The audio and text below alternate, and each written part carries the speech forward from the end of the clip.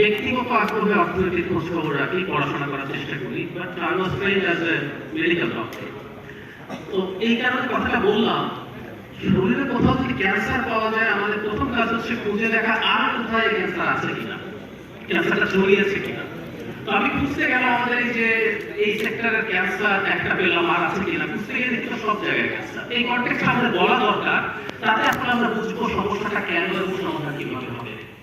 জ্বালানির কথা আসলো, আমরা আমাদের দেশে সেই ডাইভার্সিটি আইন দিয়ে কতগুলো বেসরকারি কোম্পানিকে অবৈধ সুযোগের খবর জানি।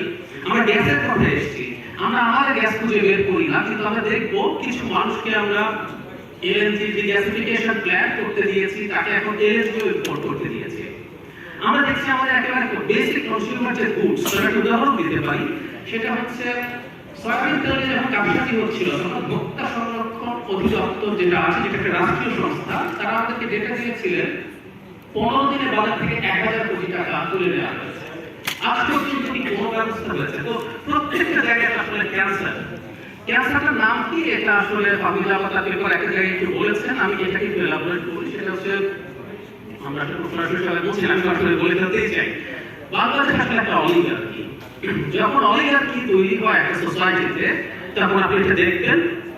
এবং যেটা খুব ভয়ঙ্কর, অলিগার্কিতে যে ঘটনাটা ঘটে সেটা হচ্ছে ওখানে শুধুমাত্র কিছু মানুষ অন্যায় সুবিধা পায় না, অন্যায় সুবিধা দেওয়ার জন্য আইন তৈরি হয়। আমরা একটু আগে যে জ্বালানি ক্ষেত্রে কথা বললাম, যে মানুষগুলো বিরাট টাকা নিয়ে গেল, কেউ কিন্তু অপরাধ করেনি। Same is happening here. এখানে এই যে 1-2% কথা হলো, যিনি রিশিডিউল করলেন উনি বেআইনি কিছু করেছেন? করেননি। এটা আইন করে নীতিমালা করে তাকে সেই সুযোগটা দেওয়া হয়েছে। সুতরাং এই যে একটা স্টেট বা গভর্নমেন্ট কিছু মানুষের ফেভারে আইন এবং বিধি তৈরি করছে জাস্ট তাকে সুযোগ দেওয়ার জন্য, সেই পরিস্থিতিটা অলিগার্কিতেই হয়। আমি আরেকটা আইনের কথা বলি, ডক্টর সালেউদ্দিন স্যার বলছিলেন গভর্নর থাকা না থাকার কথা। কি আমরা কি একজন গভর্নরকে এক্সটেনশন দেওয়ার জন্য আইন চেঞ্জ করিনি? ওনার বয়স 65 পার হয়ে গেছে, আইনে 65 পর গভর্নর থাকা যায় না। উনি খুব ভালো গভর্নর ছিলেন না, উনি ডিগ্রেড হয়েছিলেন, আমাদের মনে আছে। তো আমরা ক্রমাগত এমন সব মানুষকে রাখছি যাকে দিয়ে এই কাজটা করা যাবে।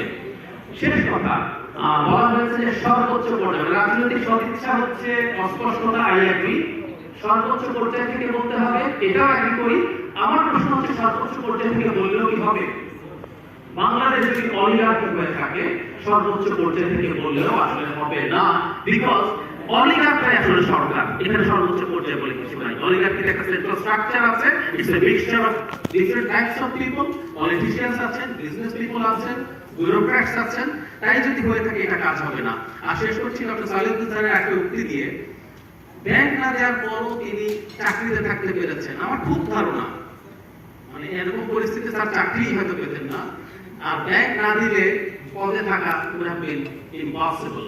আমি শুধু গত বিএনপি সরকারের কথা বলছি না, 96 আওয়ামী লীগের যে সরকারটা ছিল সেটাও এই পরিস্থিতি ছিল না। এখনকার যে পরিস্থিতি সেটা আসলে একেবারেই ডিফারেন্ট। এখানে ডিগ্রেডেড গভর্নরকে এক্সটেনশন দিয়ে তারপর তার পারপাস সার্ভ করা হয়। আর শেষ করছি, যেটা সবাই বলছেন আমি একমত, অটোনমি বা ক্ষমতা আসলে কিছু না। আপনি আসলে চান কি না? আপনার ওই যে সেদিনের টকশোতে আমার পাশে বসে একটা সাংবাদিক বলছিলেন যে আপনার নিয়ত আছে কিনা, নিয়ত অনুযায়ী তো কাজ হয়, আপনার নিয়ত আছে কিনা? আপনার নিয়ত আছে আসলে, কেউ বলেন যে নিয়ত নেই, আপনার নিয়ত আছে। এই যে উইলফুল ডিফল্টার বলছি বা লুটপাট বা এখান থেকে চুরির কথা বলছি, যারা ফেরত দেবে না তাদের কথা বলছি, নিয়ত হচ্ছে আপনি আসলে আপনার কিছু অলিগার্ককে অকল্পনীয় পরিমাণ টাকা দেবেন, যেটা রিডিস্ট্রিবিউটেড হবে। ধন্যবাদ।